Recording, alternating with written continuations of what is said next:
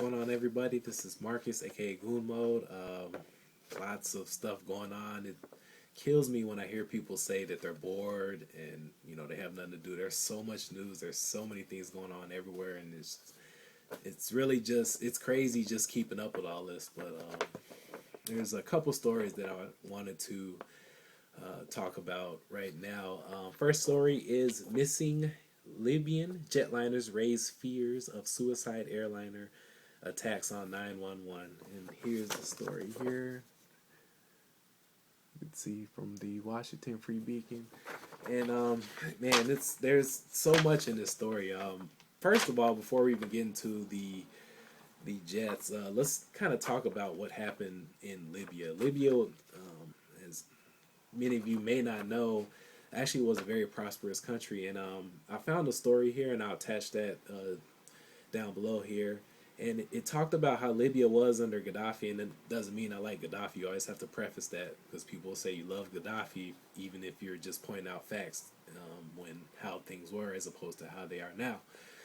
But there were 16 facts here, and I want to kind of read those off just to kind of give you a perspective what how it used to be, how it is, and then also how it kind of compares to America and where we live. So I think you'll find these interesting. So number one, there is no electricity bill in Libya. Electricity is free for all the citizens. So here in the United States, they're closing down power plants all the time. Our electricity is along with all the other bills are going up, up, up, up. So just imagine free electricity.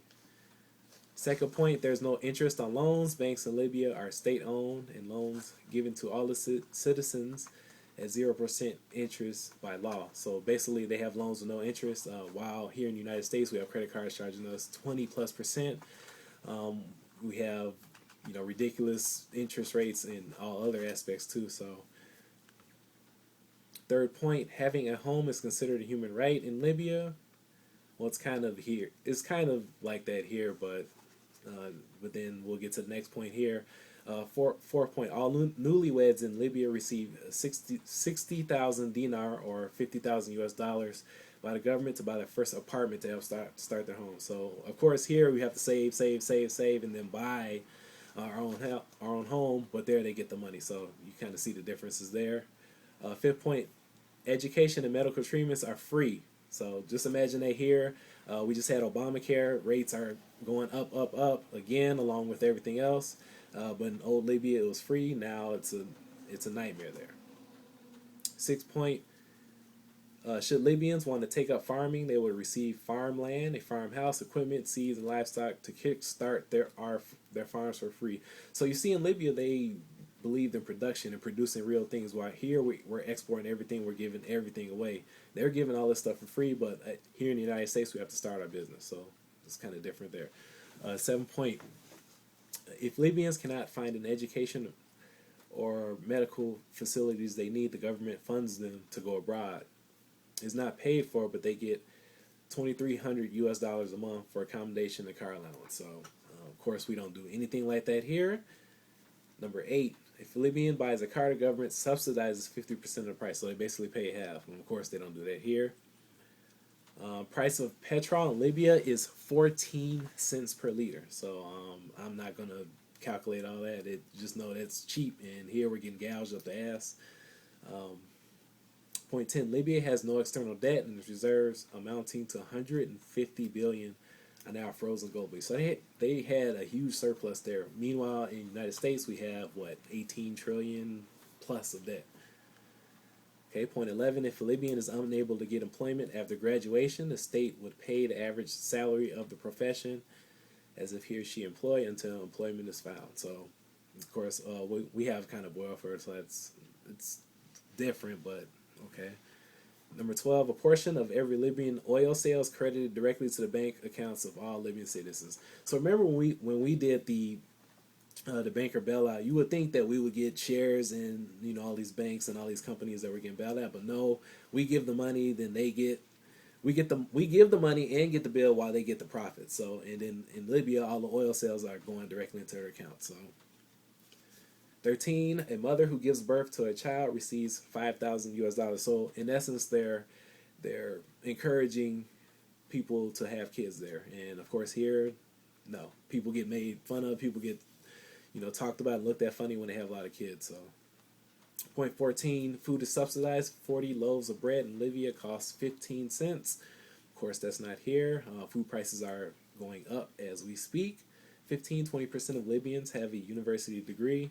I'm not sure the percentage here. And then 16, Muammar Gaddafi carried out the world's largest irrigation project, known as the Great Man-Made River Project, to make water readily available throughout the desert country. Okay, I just thought those are very interesting. Of course, we know Libya is not like that now. It's basically a war zone, and that leads into this story, and that is, I'll show it again, missing Libyan jetliners raise fears of suicide airliner attacks on 911. So basically, because there's no rule of law, there's people doing whatever they want, and of course this was enabled by the West, by NATO, which is basically the West. Now jets are missing, and of course they like to hype up this terror to keep everyone scared and to be able to point the gun at other countries to say, oh, they're terrorists, so we can invade. So this is, really interesting, and it kind of ties into another story that I'm going to talk about a little bit later. But look, right now they're really scaling up. So I wouldn't be surprised if there was a false flag, anytime in the near future with stuff like this. It seems like they're either trying to get us ready or they're trying to hype it to, take more of our freedoms. But this is not good. So next story, U.S. troops. I found this on Zero Hedge. I'll show you here. It's kind of small, but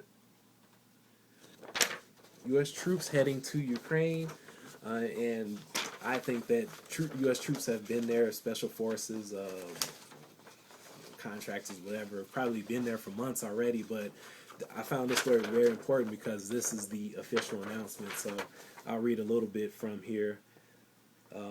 There is as fighting between the army of Russian-backed rebels rages in eastern Ukraine, preparations are underway near its western border for a joint military exercise this month with more than 1,000 troops from the United States and its allies. And basically, if you look more at the article, it's talking more about drills that they're doing, basically an excuse to put people to actually send more troops there if they're not already there. But this story, again, is important because this is the official announcement that there are U.S. troops in Ukraine, which honestly has probably been the case for the last couple months. So, and the last story I kind of want to talk about was the second beheading of another journalist over in by ISIS. And again, I think that kind of ties into the U.S. jetliner ISIS, the terrorists, Al Qaeda, that type of thing. I think they're really hyping this stuff up to, I don't know, maybe to do another false flag or to take more rights, like I said earlier. But I mean, it's really crazy what's going on, and I mean, it's just nuts. Don't take my word for this. I'll post all these stories up. You can go check them out for yourself. Again, my name is Marcus, aka Gunmo. Check my site out, www.gunmo.com, and I'm out.